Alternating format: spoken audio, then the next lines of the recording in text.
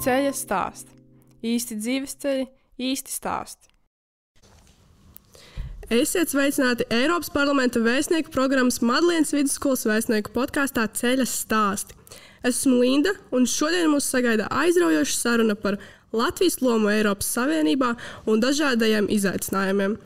Man šodien ir tas gods sarunāties ar īpašu viesi un patiesu ekspertu, Eiropas parlamenta deputātu Rihardu Kolu. Labdien, labdien, jaunieši! Liels paldies, ka piekritāt dalīties ar savu stāstu mūsu podkāstā. Pirms sākam, vai varat īsi pastāstīt klausītājiem par sevi? Kas jūs esat, ja nu gadījumā kāds tomēr nezina?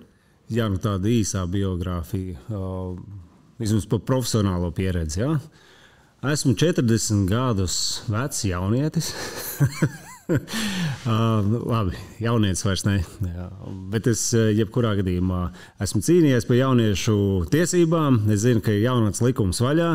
Jaunatnes vecums ir palielināts, pagarināts, un tā arī bija viena tāda no motīviem iesaistīties politikā. Politikā iesaistījos, kad man bija 29 gadi, tad es praktiski tiku ievēlēts Saeimā, un viens no tādiem jautājumiem arī bija jauniešu interešu pārstāvība gan parlamentā, gan nacionālā līmenī. Tad, nu jā, kā jūs varat paskaidrot, tagad 40 gadi, 29 gados ievēlēts Saeimā. Esmu bijis 3 sasaukumu Saeimas deputāts. No šiem 3 sasaukumiem 2 sasaukumus esmu vadījis Saeimas ārlietu komisiju. Un 0, kā pagājušo gadu, esmu pirmo reizi ievēlēts Eiropas parlamentā. Papildus tam esmu aktīvs zemesargs. Jau kā 8 gadus dienēju zemesardzē. Esmu laimīgi precējies. Man ir 2 brīnišķīgas meitiņas. Nu jā, un tā ikdienas darbība ir būt Latvijas sardzē. Vai tas ir Eiropā, vai tas ir Latvijā, un visos iespējamos līmeņos. Ja ar politiskām partijām, tad pārstāv Nacionālo apvienību Latvijā, nacionālā līmenī, un Eiropas parlamentā es ietilpstu Eiropas konservatīvo un reformistu grupā. Cerams, bija pietiekami īsi. Pietiekami. Es ļoti labi atceros, kā jūs stāstījāt jauniešiem par extremely primitive hooligans. Bet vai varat nedaudz ieskicēt klausītājiem, kas šis ir par vārdu salikumu? Jā, es starp citu pirms tagad ierados Ogrē, es biju Siguldā Ratniekos, kur es tikos ar Latvijas politiski represēto apvienības pārstāvjiem. Tur bija gan no Latvijas, gan no Lietuvas, Igaunijas un Polijas represētie, un arī viņiem es skaidroju, ka autoritārie režīmi, viņiem patīk jebkādiem, kas izrāda pretestību, uzlikt kaut kādus apzīmējumus.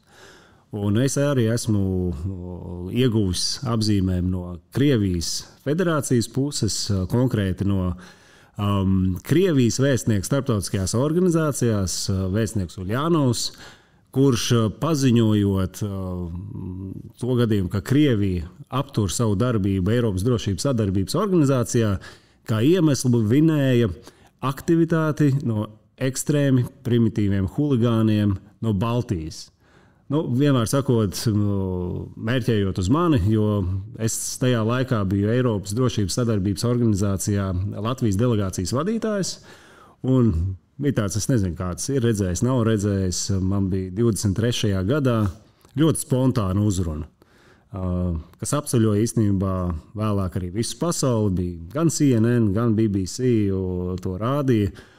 Un tas bija tāds ledus salaušana, teiksim tā, starptautiskajā vidē, kur neviens nezināja, ko mēs darām ar Krieviju starptautiskajās organizācijās, kas izvērš agresijas karu Ukrainā.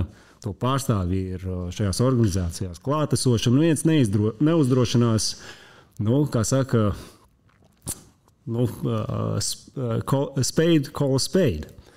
Un jā, tā bija tā runa, un rezultātā no manas aktīvās darbības nejaudēja tikai runas, bet pēc tam aizkulisēs panāca to, ka Krievija pieņēma pati lēmumu, ka viņa aptur savu dalību šajā organizācijā.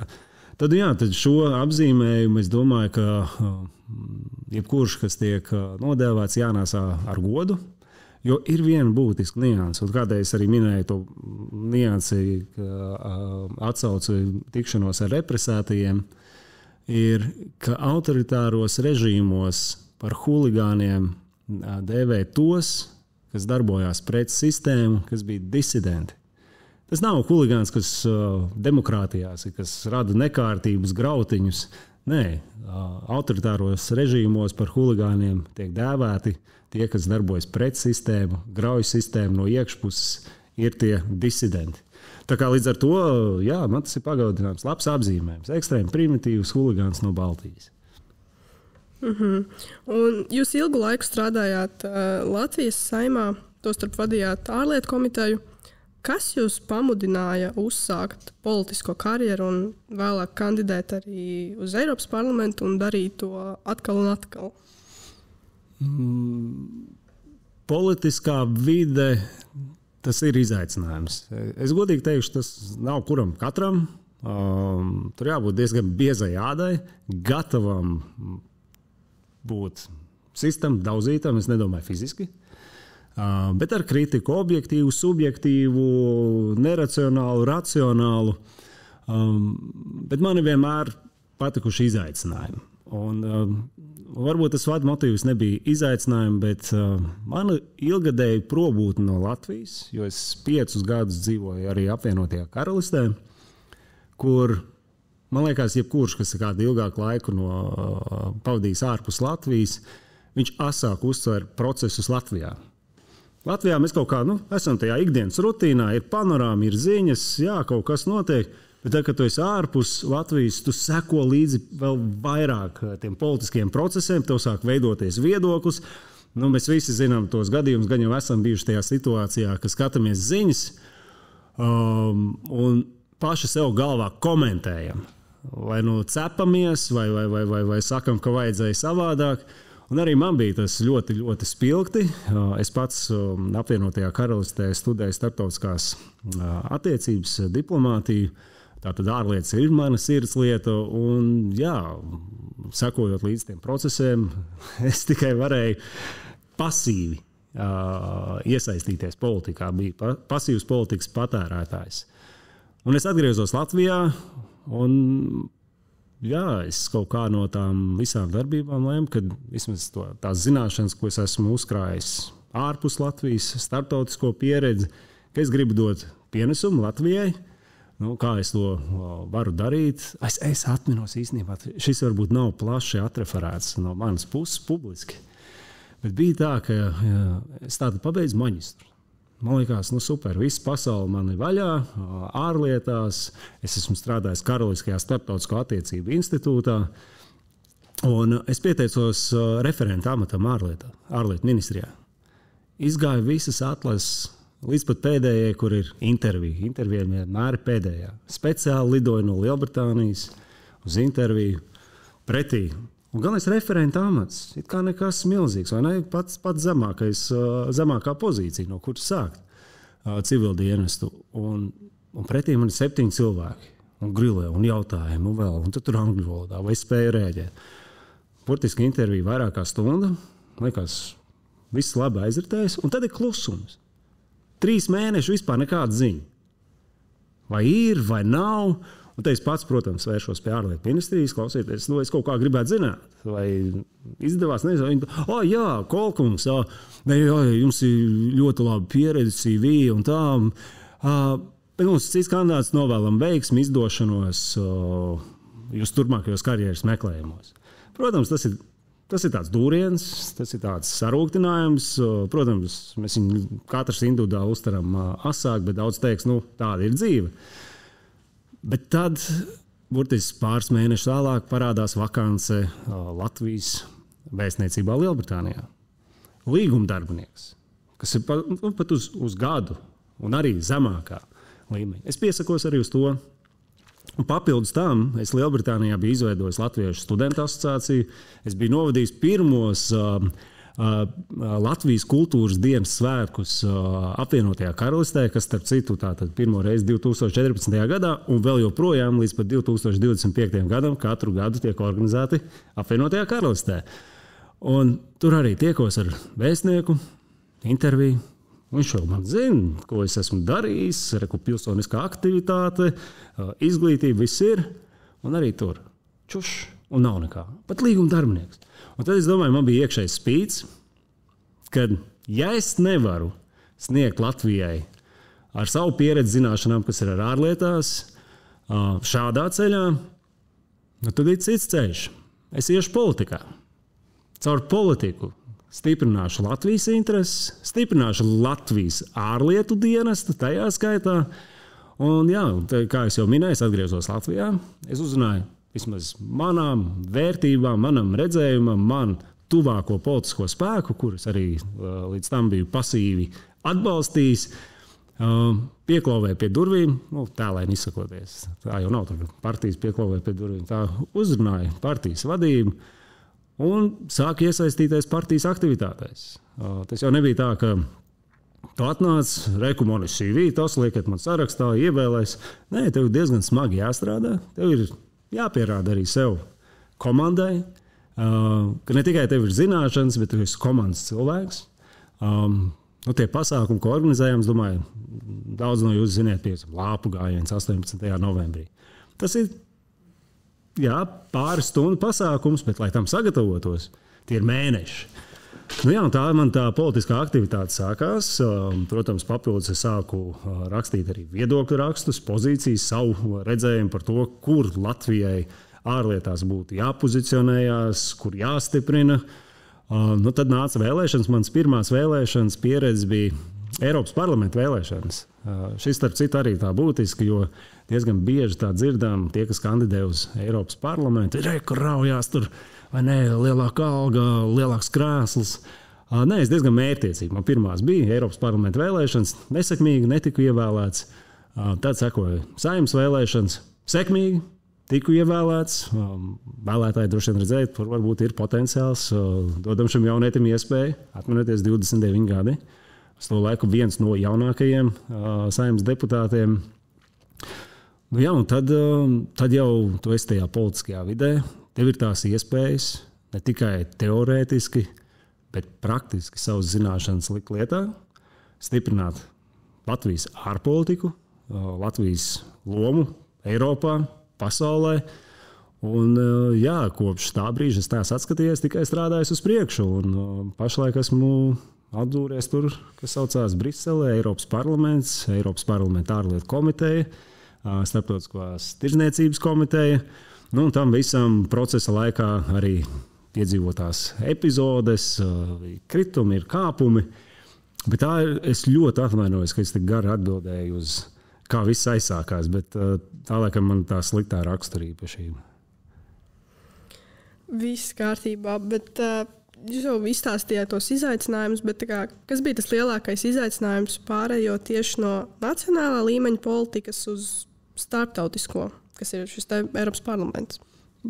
Es domāju, ka manā gadījumā tas nebija izaicinājums. Kā minēju, 2 Saeimas sasaukums, kas ir 8 gadi, es vadīju ārlietu komisiju. Un es pat teikšu, man pat bija daudz vieglāk varbūt iepratīt citiem no Latvijas ievēlētiem Eiropas parlamenta deputātiem, jo mani jau zināja. Mani zināja virknē Eiropas citu dalībvalstu parlamenta deputāti un labā nozīmē. Ne jau sliktā. Ir jau tāda, ko, protams, zinu, sliktā nozīmē, bet labā. Un, līdz ar to tā starptautiskā pieredze, kas tika uzkrāta pa 8 gadiem, gan būvējot Latvijas reputāciju, it īpaši šajos trauksmainajos laikos, ka mēs esam saprātīgs spēlētājs, starptautisks, gudrs, ar pieredzi, neesam haotiski, neesam kaut kādi merkantīli tikai interešu vadīti.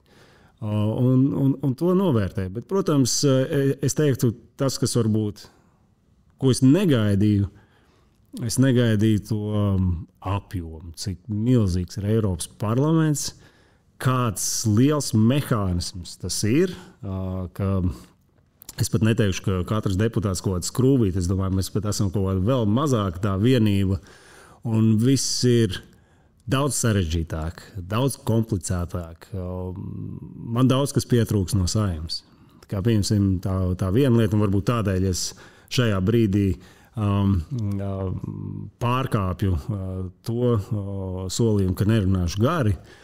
Jo Saeimā bija tā, ka debates es varu nospiest podziņu pa jebkuru jautājumu, kas ir dienas kārtībā. Pirmajā reizē runāt 5 minūtes, otrajā reizē 2, kopā 7 minūtes pa jebkuru tēmu, un dienā tie var būt 20, 30 jautājumi.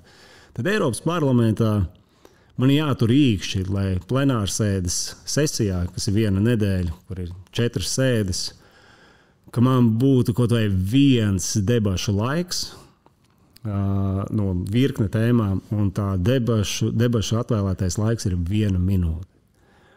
Un tas ir tāds, ko man ir grūti sagramot, bet tas nozīmē, ka daudz teiks, labi, tad debašu laiks nav, kā var ietekmēt tos procesus. Tad tās ir tās aizkulises, tās ir tas melnais darbiņš, kas deputātiem ikdienā notiek, ir strādāt ar citu valstu deputātiem, pārliecināt viņus, ka jo mēs katrs no Latvijas ievēlētiem esam Latvijas intereses vispirms ietērptas tādā Eiropas mērcē. Kad baroņi redz Eiropas intereses, bet tur ir iekšā pamatā Latvijas intereses. Un tad jāpanāk, ka citu valstu deputāti, un tas nenozīmē pat citās politiskajās grupās, pa savas politiskās grupas ietvaros, man jāpanāk, ka deputāti atbalsta tās iniciatīvas, kuras, protams, es kodolā zinu, ir ļoti, ļoti Latvijas nacionālajās interesēs. Un tas ir diezgan grūts un sarežģīts darbs. Jo, piemēram, Eiropas konservatīvo reformistu grupu mēs esam 81 deputāti. Šī arī ļoti tāda interesanta nianse, jo deputātu skaits grupās sasaukuma laikā var mainīties. Jo viena lieta, kas atšķirās no Saeimas, Saeimā ievēl 100 deputāti, sadalās pa frakcijām. Tātad, piemēram, Nacionāla apvienība 12 deputāti, tie 20 cik tur, tādā veidā. Un ja kāds izstājas no frakcijas, viņš uzreiz ir pie neatkarīgiem, un viņš nevar pievienoties citai frakcijai. Tātad viņš ir līdz pat sasaukuma beigām neatkarīgais deputāts. Eiropas parlamentā, un es to nezināju, tas man bija pārsteigums, tu frakcijas var mainīt kā zeķes. Šodien biju konservatīvos, rīt būšu sociālistos. Un pat nav no svara vai ideoloģiski pilnīgi pretējās. Protams, jautājums, vai tev tā grupa uzņems. Tad atgriežoties par to pašu konservatīvo grupu, 80 deputāti no 12 valstīm. Latvijas delegācija konservatīvos mēs esam lielākā, 3 deputāti. Tātad es, Roberts Zīle un Reinis Poziņaks. Tad paņemam jautājumu. Eiropas ārējās robežas stiprināšana. Absolūti, mēs visi zinām, Baltijas valstis būs absolūti par Somiju, un Centrāla Eiropas. Kā man panāk, ka mūsu pašu politiskajā grupā Grieķis, Spānis, Itālis balsos par īpaši labvēlīgu nosacījumu piešķiršanu pierobežas valstīm? Mēs panācām, tur atkal vēlns ir detaļās, bet tas parāda to, cik sarežģīts ir arī Eiropas parlamenta kopējais veidojums, kur daudz teiks viens deputāts, ko tad mums tie Latvijas deputāti var panākt? Latvijas deputātu spēks ir tajā, ka mēs praktiski esam katrā politiskajā grupā. Mēs esam no dažādiem politiskiem uzskatiem, tur labēji, centriski, kreisi, bet teikšu godīgi, tā, kad ir kritiski jautājumi, kas ir svarīgi Latvijai, mēs bloķējamies, mēs koordinējamies, un mēs mēģinām panākt, ka mūsu pašu grupas ietvaros ir atbalsts vienam vai otram jautājumam. Atvaino, Linda, es atkal īsts jautājums, bet atbilde ir kara. Tieši tāpēc podcasts saucas Ceļa stāsti, jo to stāstu ir daudz. Bet šobrīd Eiropas Savienība saskaras ar dažādām globālām krīzēm. Un kādi ir tādi jūsu galvenie prioritārie virzieni jūs savā darbā Eiropas parlamentā? Absolūti prioritāte numur 1 ir drošība. Bez drošības mēs nevaram būt labklājīgi, mūsu ekonomikas nevar attīstīties. Pilnīgi viss ir pakārtots drošībai. Šajos ģeopolitiskajos laikos, tad Krievijas agresija Ukrainā, tagad ir nestabili tuvie austrumi, konflikts Gazā, kad ir ambicioza Ķīna, kas mēģina pārrakstīt noteikumos balstīto pasaules kārtību, ir viegli pazaudēt šo fokusu. Un līdz ar to es domāju, ka mums, Baltijas valstīm, Latvijai, ir absolūti prioritāti strādāt tā, ka šis jautājums ir absolūti numur 1 un vispārējais ir pakārtots šim pirmajam punktam. Tad, es arī varu minēt to, ka šis ir tikai sākums šim sasaukumam. Tie ir 9 mēneši, ļoti trauksmaini mēneši, jo nav tikai Krievijas agresija vai nestabilitāte tuvajos austrumos, ir tāpat satricināts tas transatlantiskais mugurkauls. ASV un Eiropas Savienības attiecības piedzīvot transformāciju, kur es domāju, šobrīd vēl neviens nevar pateikt, ar ko tas rezultēsies beigās. Un vai varat pastāstīt par kādu konkrētu projektu vai iniciatīvu, pie kuras šobrīd strādājat? Vai tā ir jaunā Eiropas Savienības aizsardzības baltā grāmata vai tomēr kaut kas pavisam jauns? Jā, īstenībā man ir jaunas ziņas. Šonedēļ, nedēļa vēl nav galā, ir brīvdiena, bet nedēļa vēl iet uz priekšu. Šonedēļ es tiku apstiprināts par Industrijas, tehnoloģiju un enerģētikas komitejas ziņotāju iepratīm Eiropas apbruņošanas failam. Tātad jūs dzirdējāt lielo paziņojumu martā Eiropas komisijas prezidente. Eiropai jāstiprina tās aizsardzības spējas, aizsardzības industrija. Tam visam Eiropa ir gatava nākamos 5 gadus mobilizēt līdz pat 800 miljardiem eiro. Tad man gulsies diezgan tāda, es teikšu, liela nasta. Ziņotājs nav tikai tā, ka es kaut ko noziņoju, ko mēs darām, bet man ir jākoordinē starp visām politiskajām grupām. Ne tikai viedoklis, bet grozījumi šim dokumentam, kas nāks no Eiropas komisijas. Praktiski caur mani izies visu politisko grupu priekšlikumi, tātad visas nacionālās intereses, un man būs jāpanāk tas kompromiss, ko tad Eiropas parlaments iestrādā šajā, kā mēs redzam, kam ir jābūt prioritātei un kādiem punktiem. Tā kā priekšā ir ļoti sarežģīti 3 līdz 4 mēneši, bet tas ir liels izaicinājums, un kā es jau minēju sākumā, man patīk izaicinājumi, un ja tie izaicinājumi ir saistīti ar to, ka mēs varam padarīt Latviju un Eiropu drošāku, tad bring it on. Un kā jūs redzat Latvijas ietekmi un iesaisti Eiropas Savienībā? Vai jūsuprāt, mēs pietiekami aktīvi piedalāmies nozīmīgu lēmumu pieņemšanā? Bez mums nevar pieņemt lēmumus. Es tā atbildēšu. Līdz ar to es domāju, ka mēs esam klāt visos jautājumos. Protams, nav jābūt par tapiņu visiem caurumiem, ja tā drīkst izteikties. Protams, lielo valstu ekonomiku krustugunīs, es domāju, nevajadzētu censties tikt iekšā, bet arī neesam pasīvi. Ko es ar to gribu teikt? Ka tātad Eiropas Savienība kopumā līdz tiesīgu valstu savienību. Vienalga, vai tu esi ar 85 miljoniem iedzīvotāju vai ar 2 miljoniem iedzīvotāju, katrai valstī ir sava balss. Teikšana. Un savas arī tiesības bloķēt vienu vai otru jautājumu. Līdz ar to tādos jautājumus, kas ir ārlietas, drošība, aizsardzība, tirdzniecība, Latvijai ir balss un ar mums līdz ar to rēķinās. Arī ar mums pārējiem ir jābūt pa labam. Arī mūsu intereses ir jāsadzird, lai tādā veidā mēs varētu veidot kopīgas politikas Eiropas Savienības iekšēnē. Un, ja jums būtu iespēja mainīt vienu lietu Eiropas parlamentā, kas tā būtu un kāpēc? Es pagaidām esmu pārāk īsu laiku Eiropas parlamentā, lai pateiktu, ka to kaut kas ir jāmaina. Es domāju, tas nav pareizs pieejas process jebkuram jautājumam.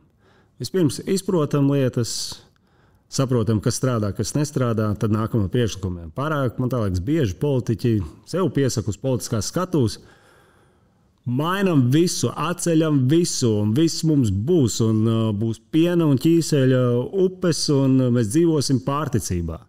Un es domāju, ka tas nav pareizi. Es esmu pēc savas politiskās pārliecības tiešām konservatīvs, bet varētu nosaukt pat neokonservatīvs. Es neesmu pret progresu, bet es neesmu par progresu tikai vienkārši progresa vārdā. Man svarīgi ir, ka pārbaudītas lietas netiek atmestas vienkārši tādēļ, ka moderni vai progresīvi ir kaut kas cits. Ka mēs varam adaptēties laikiem līdzi, ņemam tās jaunās lietas klāt, bet pārbaudam, vai viņas jau strādā ar tiem pārbaudītajām vērtībām, kas mums ir. Es ceru, ka es tā saprotami izteicos. Tas tāds filozofisks vairāk jautājums. Bet Eiropas parlamentā mainīt jābūt kaut kādam mehānismam, kas liektu Eiropas parlamentā ievēlēt deputātus, kas ir no komunistiskas partijas. Daudz teiks, bet tā taču ir demokrātija. Dalībvalsts ievēlas. Koks ar diviem galiem. Man ir grūti sagramot to, ka Eiropas parlamenta telpās Eiropas komunisti rīko sanāksmi. Man liekas, tas ir spļāviens sejā tiem visiem upuriem un to radiniekiem, kas ir cietuši no represīviem režīmiem.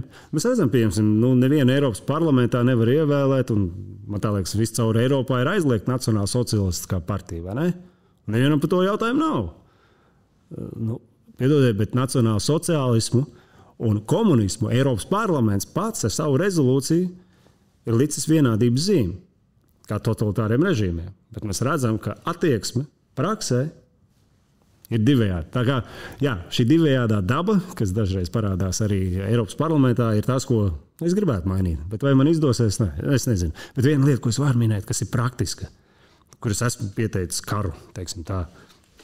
Kā mazs karš, kā maza cīņa, bet viņi ir saistīti ar Eiropas pilsoņu ticību arī pašam Eiropas parlamentam un vismaz politiķu solījumiem un lēmumiem. Un tas ir saistīts ar mūsu informatīvo telpu. Un iedomājieties, mēs tagad jau cik gadus pilnīgi visi līderi Eiropā saka, mums jāstiprina mūsu informatīvā telpa, mums ir jācīnās pret Krievijas dezinformāciju. Mēs piemērojam sankcijas, Latvijā visi Krievijas kanāli ir aizklapēti, Eiropa maz drusciņ lēnām, bet seko līdzi. Un tagad es ierodos Eiropas parlamentā, un man uz darba datorā, ieslēdzot, ievadot, pieņemsim, Russia Today, Sputnik News, es visu varu redzēt. Man liekas absurds. Kāds ir iespējams? Protams, vēršos pie Eiropas parlamenta prezidents, sāk atkal šis riņķa dancis, ka mēs īsti tur neko nevaram darīt, un tā tālāk. Šeit, man liekas, ir tas lielākais risks, un tas attiecās gan uz Eiropas parlamentu, gan uz Saeimu, ka politiķi saka vienu, aicina sabiedrību būt tieši tādiem pašiem, bet praksē savā pašā mājā to nespēja iedzīvināt. Un es domāju, ka tas rada neusticību. Tas rada pilsoņos to, ka jūs atkal sakat vienu, darat citu. Šis ir tāds aspekts, ko es ceru, ka es panākšu, ka Krievijas kanāli Eiropas parlamentā nav pieejami. Politika bieži tiek uztverta kā nopietna un, protams, pat smaga. Vai ir kāds neaizmirstams vai varbūt humoristisks notikums, kas jums ir palicis atmiņā? Man daudz tādu ir.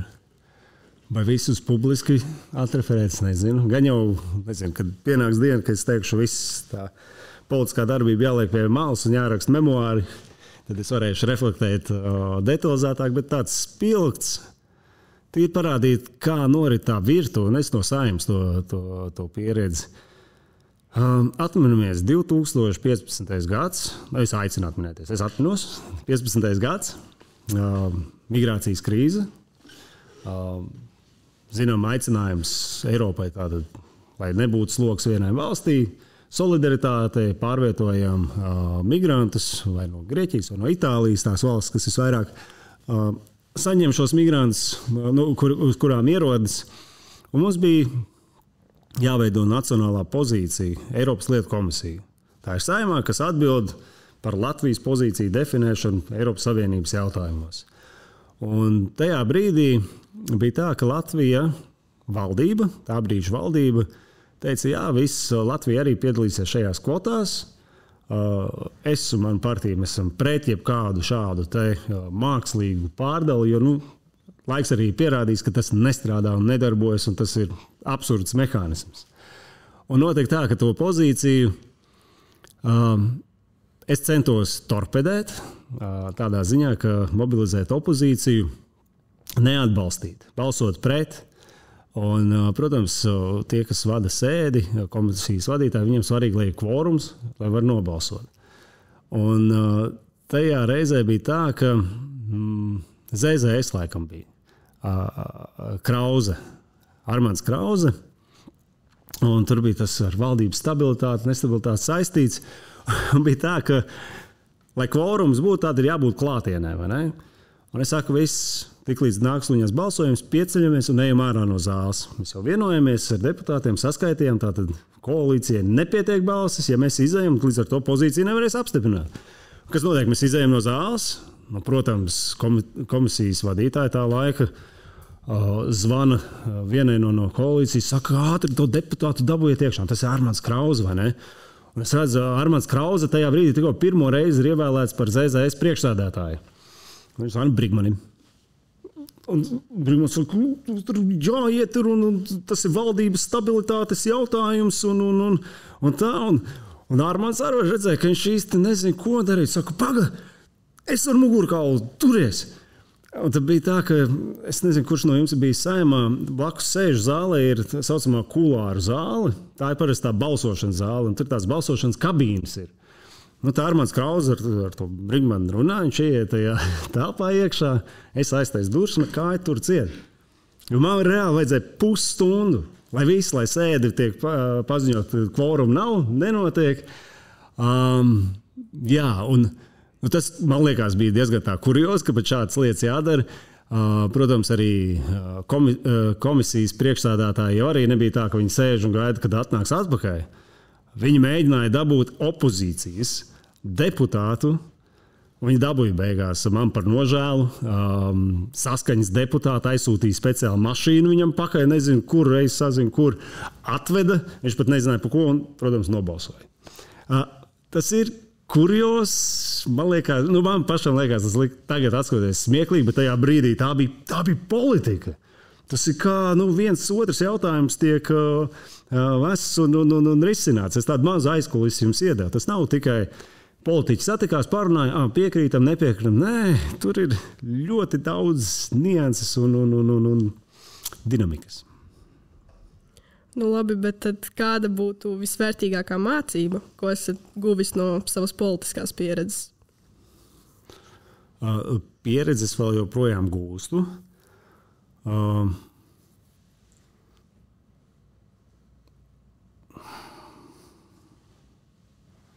Kas attiecās uz atgriezenisko saiti ar vēlētājiem. Lai vai kādi mēsli vai kas ir bijis noticis. Vienmēr saka, kā ir. Vienmēr saka, kā ir. Atzīst, pasaka, jā, nesanāca vai. Tā gadījās, domāju, ka arī vēlētājs to arī saprot, ka politiķi beigās ir arī tikai vienīgi cilvēki, tāpat kā mēs ik viens. Ir jāmāk kļūdas atzīt. Un es domāju, ka tā ir pati pa sevi vērtība politiķiem. Kļūdas vai mani bijušas? Jā, noteikti. Dažādas, ja es atskatītos, vai es būtu darījis savādāk. Noteikti daudzos jautājumos. Bet kopumā, paldies Dievam, nav tādas kļūdas, kas man liektu turpināt darīt to, ko es daru. Piesardzība politiķiem nekad nenāk pa sliktu, bet piesardzībai arī nevajadzētu būt tādai, kad ļoti izšķirīgos brīžos ir jāpieņem arī nepopulāri lēmumi. Un es domāju, ka tas politiķiem Latvijā pietrūkst. Virzīt uz priekšu arī nepopulārs jautājums, jo, ko padomās vēlētājs, ko padomās mans kaimiņš vai kā. Man liekas, tas tāds lielākais lāsts politikā kopumā, ne tikai Latvijā.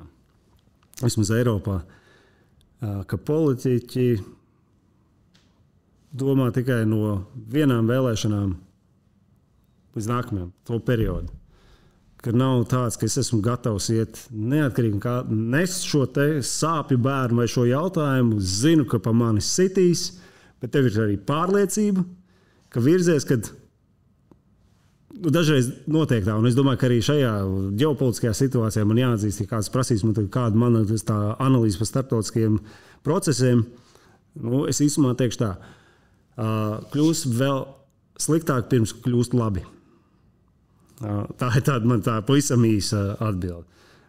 Bet jā, es nekad neesmu pats tā izcēlies ar sevis šaustīšanu un analīzi. Es īstenībā šo dodu saviem vēlētājiem. Esmu, man liekas, diezgan pieejams. Nebloķēju, ja man nepatīk kāda viedoklis. Viedokļi ir dažādi, jautājumi ir dažādi, kritika ir dažāda. Un, jā, es nezinu, vai es atbildēju pavisam uz to jautājumu. Šo podkāstu klausās jaunieši. Kā jūsuprāt, viņi var ietekmēt lēmumu pieņemšanu vai pat iesaistīties politikā? Kādi ir jūsu tādi galvenie padomi? Jā, es domāju, mums būtu arī vērtīgi nodefinēt, kā jaunieši uztver, kurā brīdī sākas iesaista politikā. Jo manā skatījumā nav tāda robežšķirtne.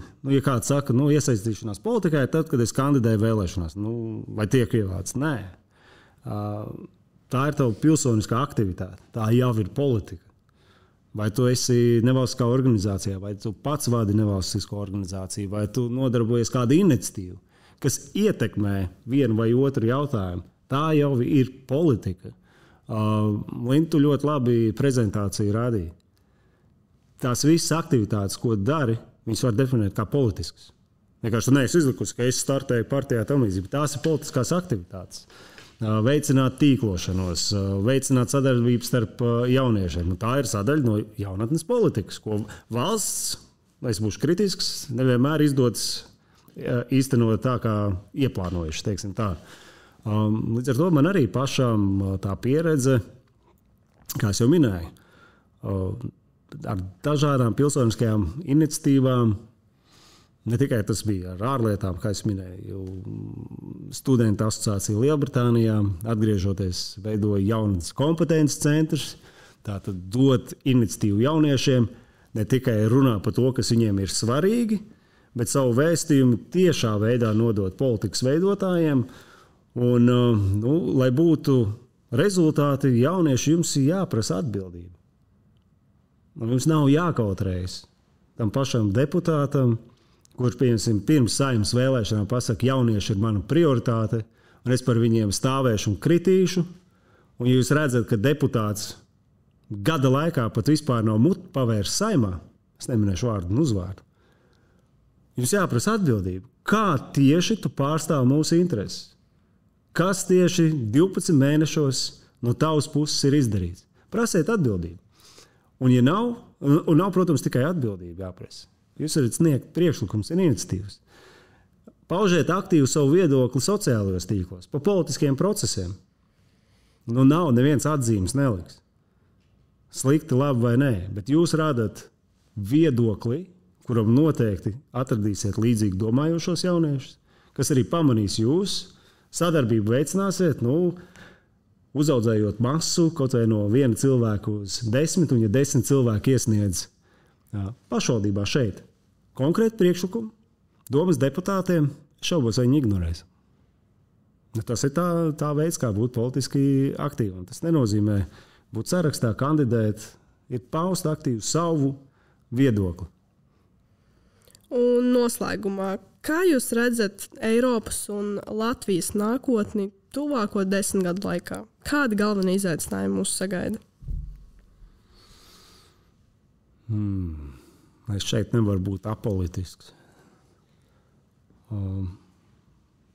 Lielākais izaicinājums būs, protams, tas, ka mēs nostiprinām mūsu sabiedrības noturību. Es domāju, pret ārējiem kairinājumiem.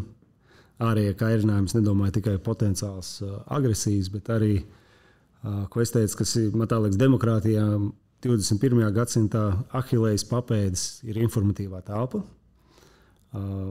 ka mūsu sabiedrība tā noturība veidojas caur kritisko domāšanu, ka manipulatīvas informācijas operācijas nesajauc mums galvu, mūsu viedoklis, mūsu ticību mums pašiem. Es domāju, tas ir mūsu pretiniekiem galvenais mērķis. Iesēt mums galvās tādas domas, ka jūsu valsts nav stipra. Tur nespēsiet sevi aizsargāt, nepaļauties. Es domāju, tas ir tas, kur mums ir jāstāv pretīm ļoti, ļoti stingri. Protams, ekonomika. Absolūti, mēs redzam lielus izaicinājumus gan par ekonomisko attīstību. Eiropa ļoti strauji noveco. Tieši demogrāfijas jautājumi būs izšķiroši. Vai tagad, 25. gadā, mēs ieliekam fundamentālas atbalsta programmas dažādas, kas veicinātu dzimstību Eiropā. Un tad jau varam skatīties pēc 10 gadiem, vai tas kaut kādā veidā atspēkojas. Eiropas loma pasaulē. Ka tomēr, es neteikšu, ka Eiropa supervara ir tikai vienā jomā – birokrātijā. Tur mums līdzvērtīgi pasaulē nav. Regulējums aiz regulējuma, direktīva aiz direktīvas, un es domāju, ka mūsu paši cilvēki Eiropā ir dezorientēti, apjukuši, redz, ka no tā birokrātiskā sloga, pārregulācijas, viņi zaudē konkurētspēju globāli. Līdz ar to konkurētspēja būs, tad sanāk drošība, ekonomika un konkurētspēja ir nākamo 10 gadu lielākie izaicinājumi Eiropai. Un Latvijai. Liels paldies par vērtīgo sarunu. Vai ir vēl kāds vēstījums vai iedvesmas vārdi, kurus vēlaties atstāt mūsu klausītājiem? Iedvesmas vārdi. Tie būs jaunieši, droši vien teiks, politiķis runā tagad klišejiskās frāzes aizies. Esiet drosmīgi, esiet pārliecināti, nebaidieties, un, kā es jau te iepriekš minēju, es angliski teikšu. Man jāpārtulko, valsts valodas centrs neiesūdzēs man nekur. Jā, labi, tad angliski. Who dares, wins. Tātad, kas uzdošanās, uzvar. Esiet tādi ikdienā, esiet savstarpēji saliedāti. Arī jūs jaunieši esat dažādi un raibi, bet ja jūs kopīgi spējat nodefinēt fokusu, uz ko virzīties, es domāju, ka jūs esat neapturami. Ar jums šodien biju es Linda un Eiropas parlamenta deputāts Rihards Kols. Tiekamies nākamajā epizodē ar citiem ceļa stāstiem.